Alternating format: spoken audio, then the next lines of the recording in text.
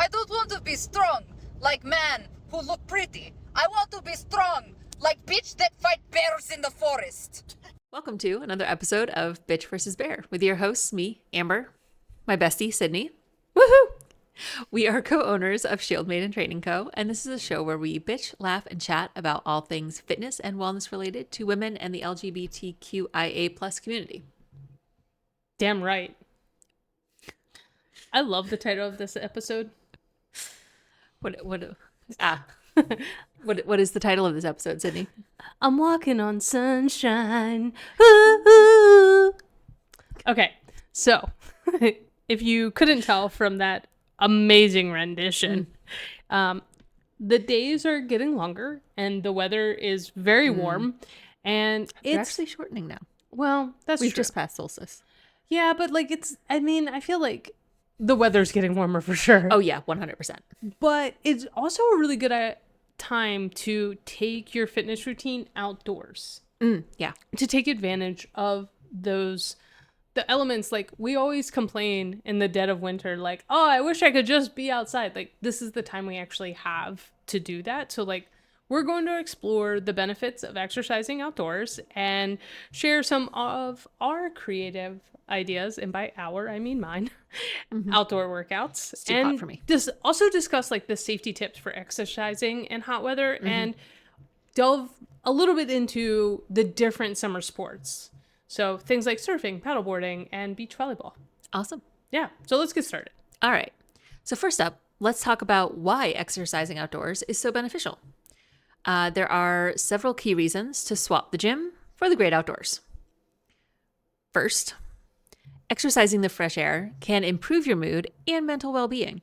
The increased oxygen levels and natural surroundings can reduce stress and anxiety. Unless you're prone to allergies and the air is just trying to kill you.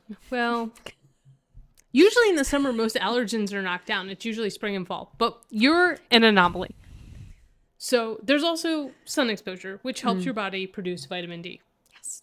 That is crucial for bone health, which we talk a lot about on the podcast because we are women and bone health is incredibly important. So important. And also it helps improve immune function. Love it. Just 10 to 30 minutes of sunlight several times a week can make a huge difference. Oh, I nailed that in a day. Perfect. See? Building up that bone density. Look at me go. There you go. See? Win for you. Outdoor environments offer a variety of terrains and natural obstacles, providing a more challenging and varied workout than you might get indoors. Yeah. Have you ever tried running on a beach? I have, and I don't recommend it. Yeah. But also like going for like a trail walk, like having to go over like down logs, like rocks, like you're working on balance and like those kinds of things too. So Which is also important. it is. Also, outdoor like exercise and activities tend to be a little bit more social. Yeah. So whether you want to join like a local sports league or gay rec league, if you did not listen to that episode, you should go back and check it out because it's awesome. Or just simply running into neighbors and friends like at the park, if you're walking around the neighborhood, if you're going to your pool, like it's just, you bump into people a lot more often. Yeah. And many outdoor workouts are free or low cost, saving you money on gym memberships or fitness classes. See if your gym offers a freeze on your membership for the summer. Yeah, a lot of gyms will offer that of like at a low cost of like, you know, yeah, if you pay us $25, like we'll pause your membership for a month or two. And it can be a great way because you're not having to pay for your gym membership.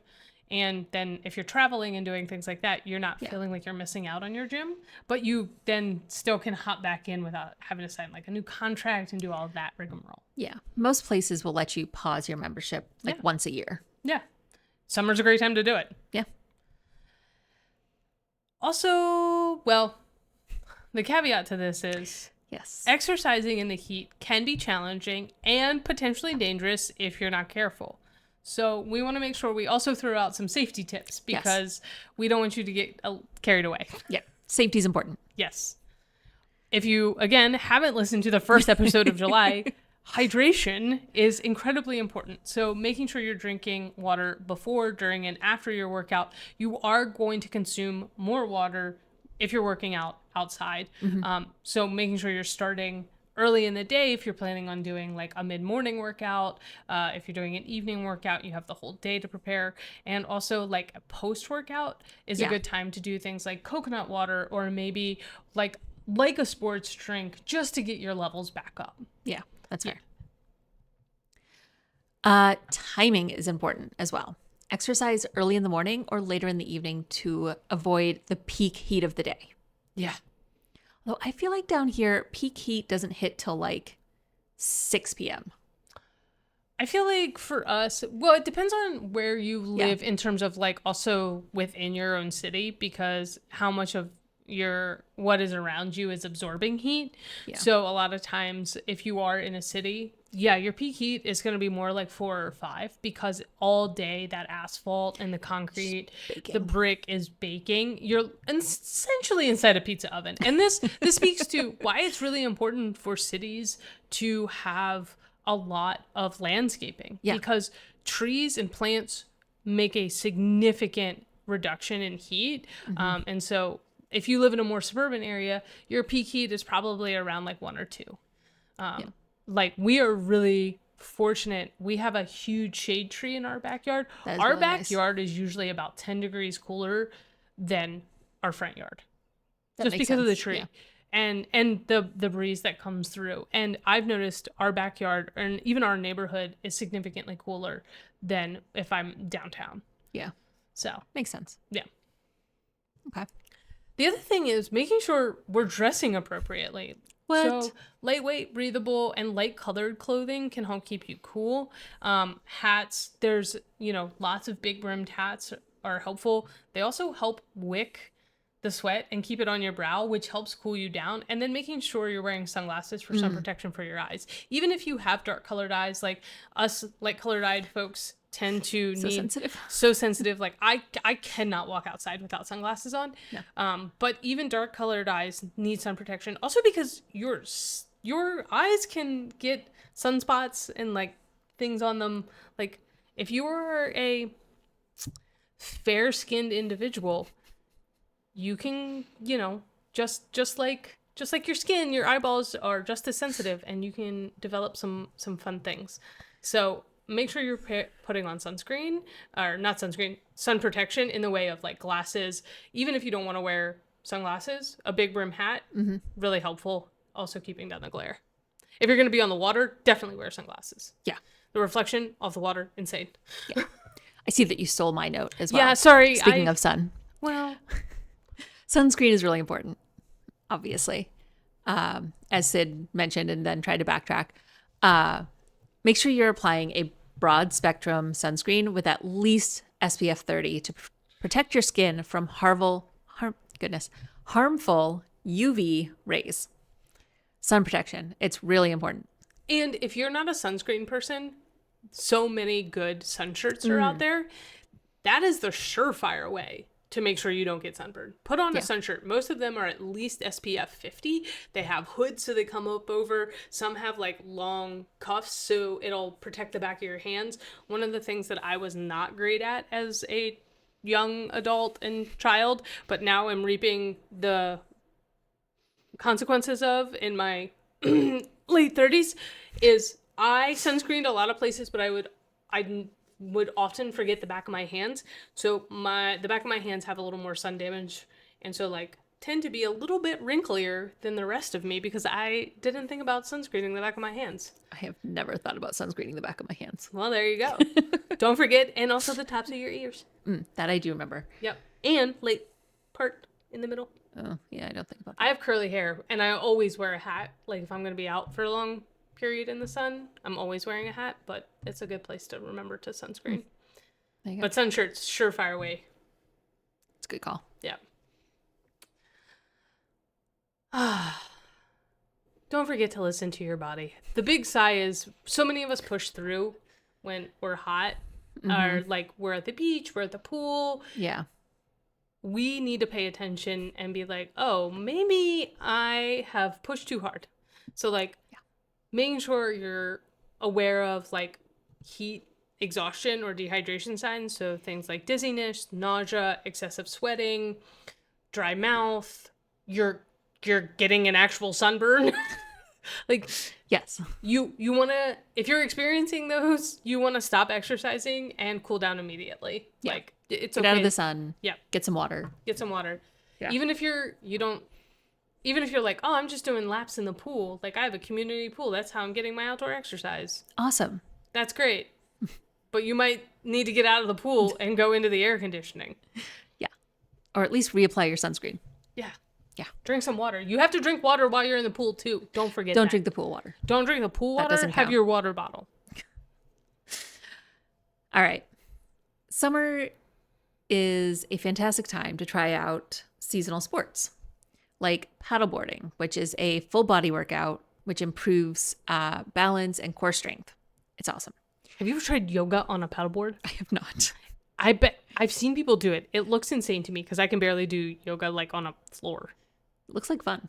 It I'd does look try like, it. I mean, I would be in the water more often than I would be on the paddleboard. Great. We'll put Gracie on your Could you paddleboard. imagine me doing warrior on like a paddleboard? Be great. I don't think You'd really work on your balance. I would. So paddleboarding is also a peaceful way to enjoy the water, or beach volleyball, which is excellent for building teamwork, agility, and just overall fitness. Because it's hard. It is so hard, which is why I didn't do it again this year. Plus, it's a social sport that's perfect for those group gatherings. Yeah. Okay. Amber, Yes. what are some other outdoor summer activities? Maybe they're things that you've done in the past or would be interested in doing. I know this is a loaded question. Especially since you wrote I'm our activities. I'm just curious. No, Just testing the water. I'm just testing the waters. All right. So hiking is a great way to enjoy nature and get a full body workout. Add a weight vest or backpack to increase the challenge level. Yeah. Mm-hmm. You can also go cycling, which I know is not your favorite thing. It is not my thing. I do hiking before I went cycling. Yeah. The thing I like about cycling is it's really cool because you can usually like rent bikes when you're on vacation. And so it's a low impact exercise. It's great for your cardiovascular health and muscle endurance. And you get to explore like the area without having to drive your car and like fight with traffic and things like that. That's fair. Yeah. It's really fun. We pretty much, when we were in Sanibel, we rented bikes for like the 4 days we were there. And that's how we got around almost exclusively. Like we That's only awesome. drove there, parked at our Airbnb, and then like drove to the airport. It was great. That's awesome. I mean, I guess I could see that. Like if I was on vacation and was using it as a way to like get around without having to Yeah. drive or rent a car. Yeah. And they had like a nice squishy seat. Yeah. I mean, like they were beachcomber bikes. So like they had like a basket on them. So like we could go to the little stores and like it was really fun. And also like you don't have to pay for parking at the beaches. Like it was just a nice way to incorporate everything. Yeah, that makes sense. Yeah. So there's also beach yoga, or I guess paddleboard yoga, or park yoga. All the yoga. Get outside and do yoga. Sounds lovely. It is lovely. I love practicing yoga outdoors. I could see that. I like when I've done it outdoors, I always feel like so much more relaxed. Yeah. It's really hard sometimes in like a like gym setting to get that sense of relaxation, even no matter where you are. Yeah. It's just like indoors is like a little bit more constricting in that way, but outdoors it's just I really enjoy it. Highly recommend. I agree. You can also do canoeing or kayaking. If you're not afraid of falling in the water, canoeing's great. And it's again social because like most of the times. How often are you falling in the water? So generally speaking, a lot of people, they don't have experience with canoes. So canoes are a little bit more tippy than some of the other water sport activity vessels. And so I have found that more people end up in the water when using a canoe than with others. So that's just not everybody, but they're not familiar with that type of vessel. They're great. I prefer canoeing. Use with caution. Use with caution. I prefer canoeing. One, because you usually canoe, like you can solo paddle a canoe, but you have to have a one-person canoe. It's easier to do with two. Yeah. So you can put a cooler in there, paddle out with a friend. Like it is nice. It's very peaceful. Yeah, Yeah. definitely. And it's a great upper body workout. There you go. And I guess if it's a hot summer day, tipping over is not the worst thing in the world. Yeah, and then you got to bail it out. Oh. Maybe don't tip it over and just jump in. Yeah. But then All you right. got to try and get back in it. Well, Just- I don't. It's unique. It's I unique. don't know what to tell you. Go get a kayak. All right, Sid.